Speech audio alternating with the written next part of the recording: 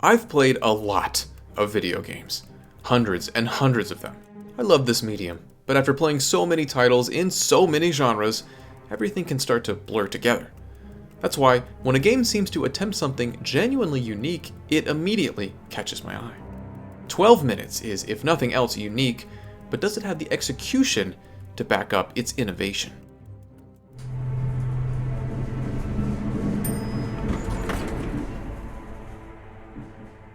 The foundational concept of 12 Minutes is one of the most compelling I've heard in recent memory.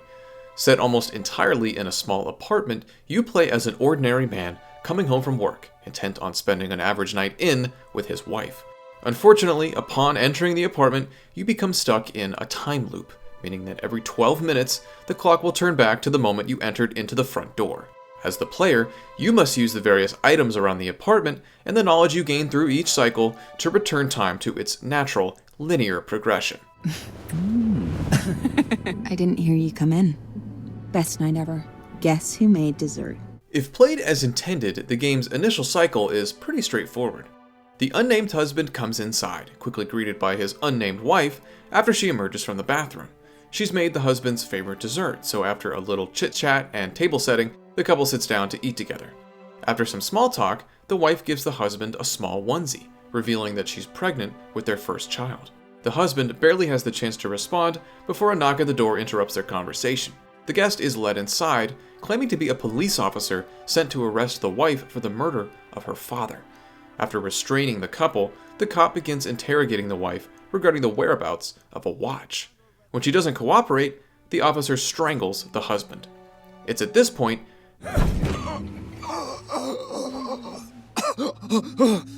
that the cycle begins all over again. From there, 12 Minutes gets really interesting. Best night ever. Guess who made dessert? Let me know when you're in the mood. Didn't you already say that? What? I don't know. What?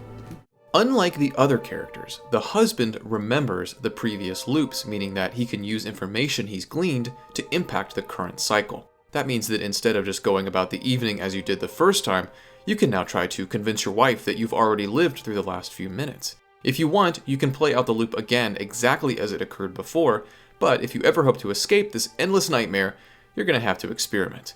12 Minutes provides little to no guidance as to how you should go about this process, which will delight some and frustrate others. The apartment is a small one, but it does contain multiple rooms you can explore from the get-go. There's the odd living room kitchen hybrid, bathroom, bedroom, and a small closet. Each room contains items or information invaluable to progression, so you'll likely want to spend a couple of loops getting the lay of the land. You can pick up various items of interest that are stored in your inventory, which can be used directly in some other part of the apartment, or shown to a character to unlock new dialogue options. These two means of progression feed into each other naturally. Some newly discovered item may lead to a new conversation, which then provides an existing item with new purpose. Experimentation is the name of the game here, which ends up being a double-edged sword.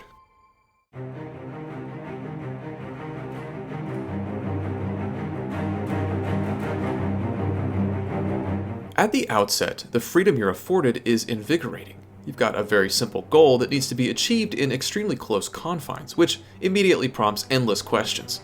What happens if you refuse to eat with your wife? What happens if you lock your front door to prevent the cop from entering? What happens if you hide in the closet before your wife even realizes you're home? As you answer those questions, new ones will arise from the discoveries, creating an addictive gameplay loop as you rack your brain for potential solutions. As you continue to play, however, the novelty begins to wear off. The fact of the matter is that many experiments you conduct will lead to the same result reached in a slightly different way. Yes, you can lock the front door, but the cop will just bust it down. Now, that makes sense and feels fair, but the game doesn't always play by such consistent rules. For example, there's a knife in the kitchen that the husband can add to his inventory. It's a valuable tool that is essential to progressing the narrative, with its most obvious use being a weapon that can be used to attack the cop when he invades your apartment. Unfortunately, you're not able to use the knife in this way. Not because 12 Minutes is trying to avoid an M rating, but because the game just doesn't seem to want you to. There are numerous instances where a seemingly viable idea doesn't work simply because 12 Minutes isn't designed with that specific experimentation in mind. As you burn through different ideas, this limitation becomes more noticeable, as it becomes increasingly clear that you're going to have to figure out the specific way that you're intended to progress. It's like chewing a piece of gum that slowly loses its flavor. That's not to say that 12 minutes feels strictly linear by any means. I have no doubt that I missed certain dialogue and permutation of events. The game genuinely does reward experimentation. I completed 12 minutes after roughly 4 to 5 hours, feeling like there were plenty of scenarios that I left uncovered. The narrative of the game is made all the more compelling thanks to great performances from the cast, which is one of the most star-studded I think I've ever experienced in a video game. James McAvoy, Daisy Ridley, and Willem Dafoe all lend their voices to the husband, wife, and cop respectively. How about you leave the apartment? Are you kidding? I did all this stuff for us tonight. He's gonna hurt us. You gotta go. The elevatory nature of the performances is clear, but the overall story isn't without flaw.